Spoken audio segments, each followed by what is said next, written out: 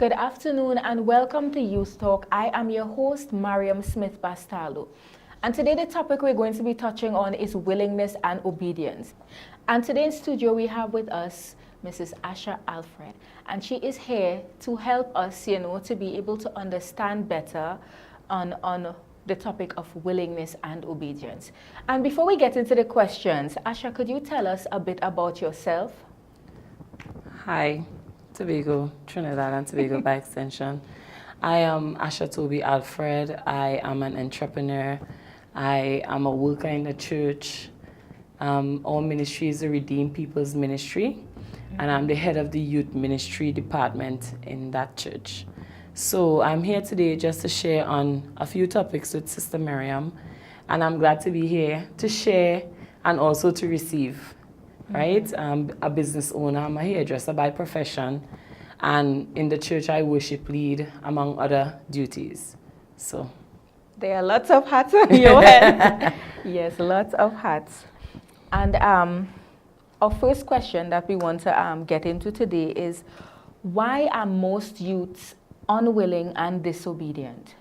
It depends on the youth that you are dealing with.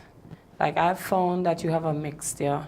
You have some youths that, they are always willing to help and stuff like that with church activities in my youth group, stuff like that.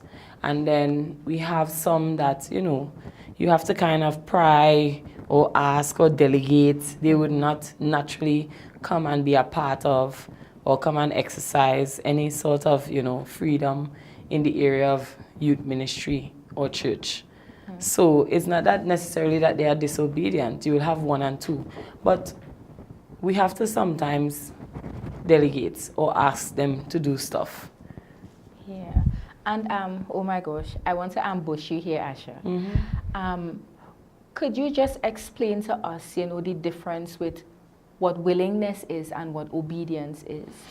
Okay. Well, I have a few definitions here that I got from dictionary.com and also from the Expedia in the Bible, right? I will go with obedience first, because you have to be obedient to God or to ministry or to His word. And with that, you will see the willingness to do whatever it is that you are called to do, right? So obedience is complying or being submissive to authority. It's also dutiful or being submissive and compliant, right? So basically what we are saying there is that this person is willing to do whatever. And once we are talking about submissiveness or we are talking about being compliant, it is in some level of authority you are being obedient or submissive to. Right. So that is where willingness comes in. And willingness now is cheerfully consenting to do something, right? So you obey, that's the action, and then the execution of it is your willingness. So you're not just doing it out of obligation, but you actually feel good doing something. That is what willingness is. Okay. And could someone, I really am ambushing you here, could someone be willing but not obedient? Or could they be obedient but not willing? Yes, they could be either or. Because when we look at the Word of God and we think about the young people that we are dealing with nowadays, some people obey out of your parents say you must do this or you should do this, but you don't have the understanding behind the principle of what they're trying to teach you or show you. Right. So someone's parent might say, don't steal, right? As a young person, if they don't tell you, okay, well, the Word of God says, thou shalt not steal, and then they show you some repercussions to go hand in hand with that. You may not do it in your parents' eyesight, but behind their back, in school and in the other areas of society that you're involved in, you might be dishonest, or you might take something that does not belong to you. You might look at it as stealing. It's just like lying. Somebody might tell a white lie and not think that it's a big thing, but it's still a lie. Right. So if they teach the principles behind whatever it is you're telling a child to do, then they might have a better understanding of why I'm doing this. Right. So I'll be more willing to obey if I know why should I. And kids from 2 years old always ask why. Right. You know, so true. you can imagine a teenager, even though they might not ask you why, they have it in the back of their minds. Why? Right. You know, so we really have to explain to the youths and help them to understand what the principles behind everything that we're telling them to do is. You know? So parents, I hope that you listen to what Asha just said. You know, it's not that you could just tell the child, or you should just tell the child, do that, and they have to do it. In order to give them that encouragement, you need to give them a little explanation on why they should do it, so that they would not rebel, yeah, or they wouldn't go behind your back, right, or do it unwillingly. So just give them that little encouragement, you know, as simple as probably washing the wares. Go wash the wares. Wash your wares so that the kitchen would look nice. Right? Or that you wouldn't have rats in your home. That's right. And if you have rats in your home, then you could get whatever diseases from that, and all of us could get sick. So, you know, you kind of explain that to them, or you wouldn't have roaches in your house and stuff like that. So some children would just wash the wares, but they would not clean the kitchen. Right. And it's like not washing the wares at all, because you still have stuff on the floor, you still have stuff on the countertops, which doesn't make any sense. So, you know, if they understand the principle behind it, all of us could get sick if you don't do this or you don't do that. Then they might be willing to do whatever it is that they're supposed to do it with a level of excellence. Right. Not just the minimal, but do extra. You know, and we find that youth nowadays, they kind of do the bare minimal. Yeah. Wash your clothes, you don't want to sort it properly, you don't want to do anything. Right. But that is just in the area of chores. We also have biblical things that we could talk about and discuss when it comes to obedience and willingness. You know, we have scriptures that talk about train up a child in the way in which they should grow. That's right. So that when they get old, they would not depart from it. That's Proverbs 22. We always tend to try to train our children, and somehow once they get to that school level and they get interaction with other kids, they also learn from other kids as well. And when they get older, which is what the Bible is talking about, when they get older, they would not depart from it. It's talking about that age of understanding, Right. which is the same thing we were talking about before. It comes right back around full circle, because as you get older and life's experiences and stuff like that, that is why you would not depart from the principles that your mother was showing you, or your father, or whoever in the home was teaching you. Because you now come to understand, this is what mom was trying to teach me. This is what dad was trying to teach me. And then you come right back to the church. Right. Right? So we have that aspect. And then we also have where we talk about cheerfully consenting. That is the willingness part. Right? Some young people nowadays, they never have a smile on their face. They never look willing, you know, have a nice expression on their face. To do anything is like long up from, you know, just a dry look on your face, that kind of thing, which says that you might be unwilling to do something. But we also notice in society that there is a lack of authority in the home. And there is a lack of good examples in most homes, because the young people now are experiencing mostly extended family backgrounds and single parent backgrounds, right? Which is a challenge.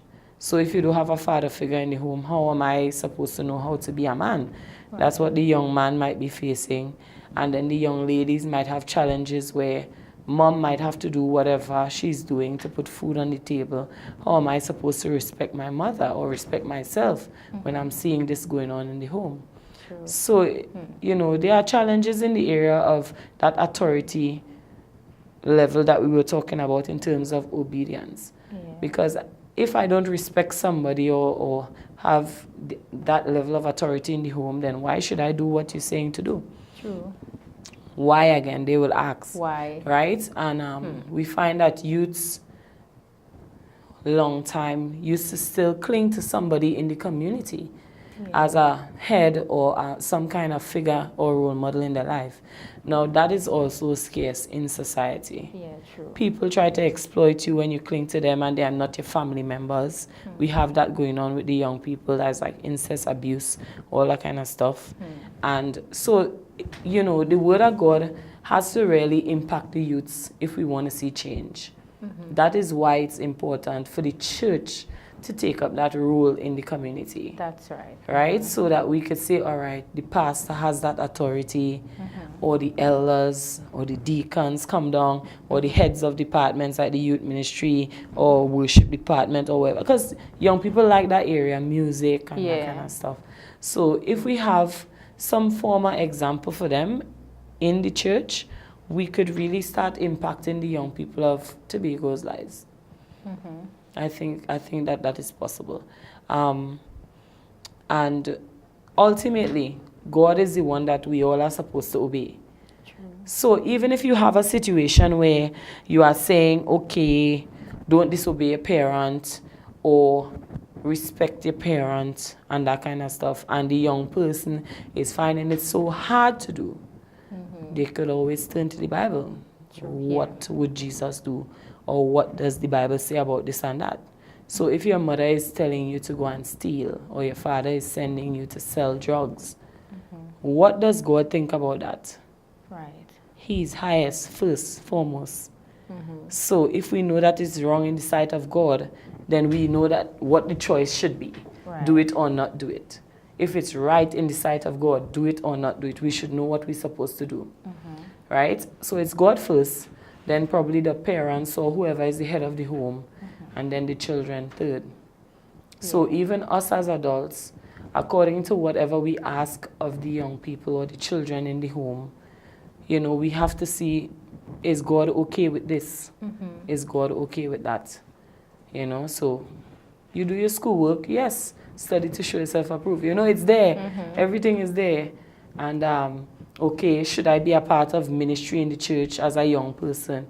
Yes, it is there. He gave us gifts to use in ministry, to impact the world, you know, go into all the world and evangelize. Yeah. So if we know that the youth have a talent, whether it's dancing or singing or playing an instrument, instead of doing it for the world, we could encourage them to do it in the church. True. You know, so we will always know what step to take, because God is first, then the parent, then the children. And as you were speaking there, some of the things that she said, it took me back to leading by example. That's another form of encouragement for the youths. Like, for example, just as you said with the homework thing, you know, some parents, they actually tell the child, go do your homework. Come, let us do homework together. Yeah, that would encourage them. It will make a difference. So it will give them a willingness. It will make them happy, you know, mommy is saying, all right, she's ready. Even though you're tired, because you're there with them, they would be more encouraged to do what they know they're supposed to do. Right? We also have the factor that parents kind of want to be their children's friend. Yeah. So you go more into the friend zone in for every decision in the home instead of the authority zone. Yeah. You have to be the head of the home, the authority in the home. Right? We're not saying that you're not supposed to be a child friend, but there has to be a distinct demarcation as to where I am the parent. That line, yeah. Yes, I am your friend. That's lower. But I am the parent, the authority in the home. So even though I ask you to do something, not because you're having a bad day and think we are friends, means that you're not going to do it. Right. The authority has to come before that friendship. That is why when you get older and you become an adult, you'll find that you are more of a friend with your parent at that point, because you're on your own now. The authority level is somewhat gone because you're on your own now. So you find that you and your parent become more friends. You and your mother will talk about other things that you couldn't talk about when you were a child. Right. It's easier to talk in that stead because both of us are adults now. Right? So in the home, you really have to make that clear. Authority, then we're friends. So the friend thing is really kind of corrupt in society, because a child will say, I don't feel like going to church today. Oh, goodness. Like both of us are friends or something. It's like it's an option when the parents come into church and leaving the kids home. But before, the parent used to be home and say you have to go to church as a child. And your clothes getting put on and you're going to church. That is authority. Even though some of our fathers never went to the church, we had to go. Yeah. Now you're seeing it the other way around. The parents coming to church and they're leaving the kids at home. you know. So we really have to make that clear. Authority, then friendship. And God also makes it clear because He is authority first. Right. But He says that we are His friends. Mm-hmm. You know, that's after we get saved and all of that. He calls us friends. We know what He wants from us. We know what His desires are because we are His friends. But there is a level of authority there. He's the exalted one. He's Most High. He's King of Kings and Lord of Lords. You know? Yeah, you touched on a lot. I think you answered some questions that I haven't even answered yet. Eh? So that's the area that I was talking about where there's a lack of role models in the home. Right. Or a lack of authority thereof. You know, so that's where that would stem from. That is some of the challenges. You know, there are also homes that have more challenges where a child may be having abuse in the home, or a child may be going through something like peer pressure and it's not dealt with by the heads, whether it's the teachers or the parents. So it continues, and then you see that child lashing out and that kind of thing. So the child is saying, well, I cannot speak to you, so you cannot speak to me. You know, you have children like that.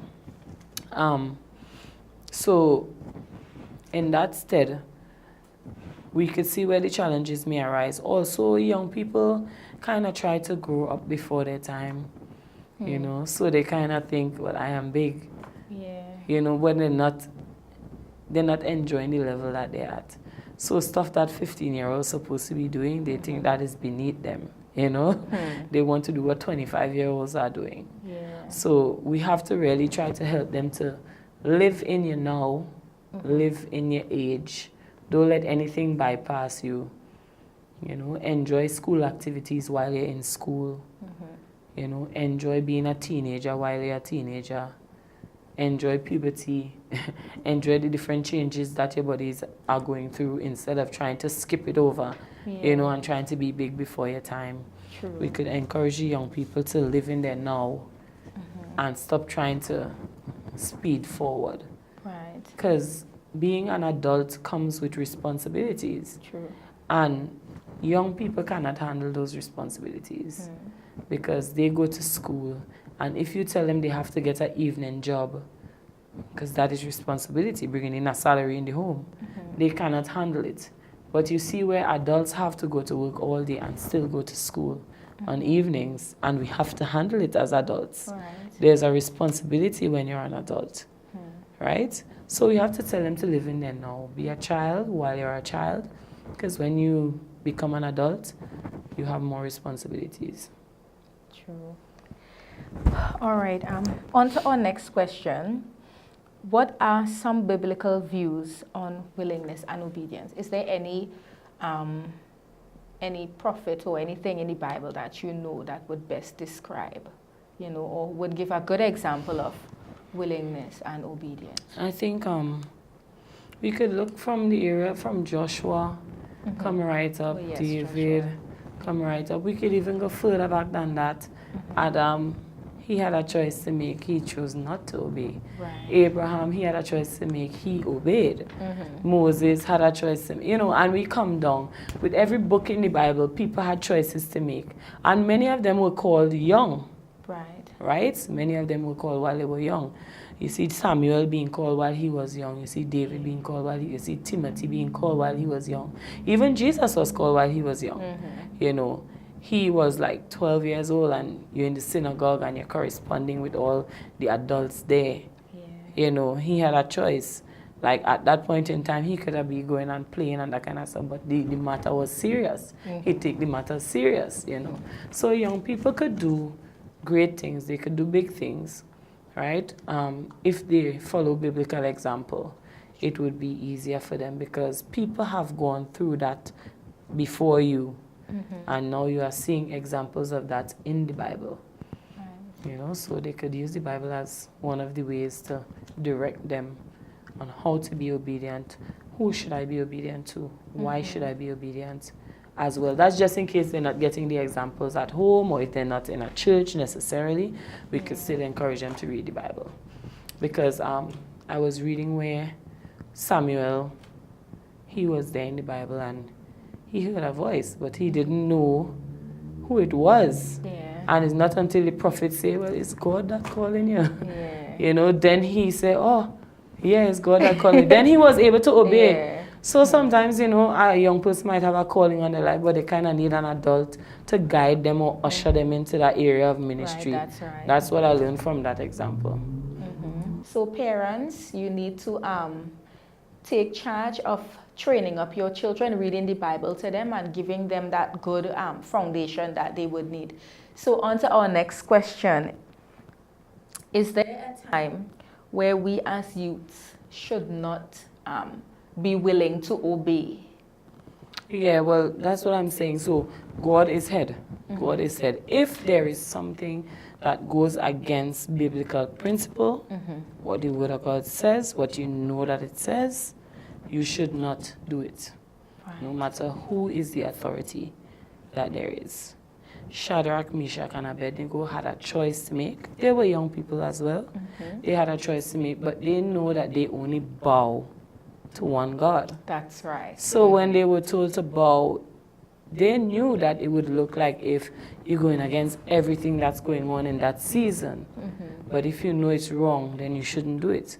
And God came true for them. Yeah. So we as youths don't have to be afraid if we know that we're doing the right thing by not doing whatever is told there because it's not biblical.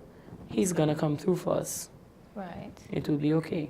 Yes, it will. It will be okay. And then to this other man of God, what's his name? Daniel. Yeah. Daniel prayed to God. Exactly. Yeah, while the other people prayed Well, to the idol worship. So they know that the Bible says don't do that. I'm not going to do that. It doesn't matter if this is the prime minister that says let's bow to an idol. We're not going to do it. And then by doing what is pleasing to God could cause you some pain, Yes. But it is better to please God at the end of the day. I don't think that he had a nice time with the lions in the den. No. I don't think it was a bed of roses. I think it was a fearful moment. Yeah. You know, it was an uncomfortable moment. I don't think those lions smelled good or down below there was nice and warm or clean or, you know. So there was discomfort in it, but God came through for him. That's and right. after God came through for him, he was exalted. That's right. So there is yeah. also a blessing that comes with obedience. You know, if we as young people, you know, we take heed to the word of God, we'll see the blessings there. True. We must see the blessings, not only in the life to come as in eternal life, but now, because he gave us life and he gave us it more abundantly. When you get saved, he doesn't just save you from the hellfire. Right. He saved you from making a lot of bad decisions and a lot of bad consequences right here on earth. And that is where the abundant life comes in, because you get your blessings, you get your prosperity, and that, not that you don't have to work hard for it, but you're going to see the blessings in this life. Yeah. And then another thing too, I want to ambush you with. Could you touch a bit on delayed obedience? Well, delayed obedience is disobedience as well. Because as I said, what obedience really is complying or being submissive to authority. So when you delay complying, what is that? Or when you delay being submissive to authority, what is that? Okay, yes. If you are summoned to be a juror in the court and you are summoned to be there today, if you do not go, you will have problems. True. If you have, let's say, a parking ticket or a bill to pay or a loan to pay, and you don't feel like going in Scarborough today and this is the deadline, and you decide that you're going to pay it next month or next week, there is a consequence. True. So when you see you delay obedience, especially as young people that think that we have all the time in the world, you never know what the consequence may be. True. And that is why you don't want to take that chance. Do it now. You know, it's better to always move when you know you're supposed to move. Because you never know what the consequence may be or when it may come. And obedience is better than sacrifice. Can't you remember the scripture? Yes, it is. It is, and that's a scripture, yes. I also look at sometimes where we struggle sometimes when it comes to activities in the church and having young people attending, because once the parent is not a part of the ministry, they might not see the importance of the activities and stuff that we have in the church. So to have the youth obey us and then the parents telling them another thing, that is a challenge. That's true. But if they hold God at high esteem and He is first, then they would know, okay, Mom, I just want to explain this to you. This is what we're going to do in the church, or this is what they are planning to do, and I want to be a part of it. They really have to let the parents understand what is going on in order for them to attend that. So you don't have a pull and tug between parents and young people. Okay. So I hope that everything that was said here today is relevant and that you've learned from it. I would just like to remind the parents to get your kids ready for Little Beauties for Jesus. It's a talent contest for kids between the ages of 4 to 8 years old. Get them ready with their songs, their dance, their poems, their spoken words. Whatever their talents are, get them ready. And you could check out also Bastaldo's Fabrication Services and Nursery School Trace in Lambo for all your welding and fabricating needs. You can contact them at 390-6482 or 635-1911. I am your host, Mariam Smith Bastaldo. This was You Talk. Join us here next Wednesday at 5:30 p.m. Have a blessed evening.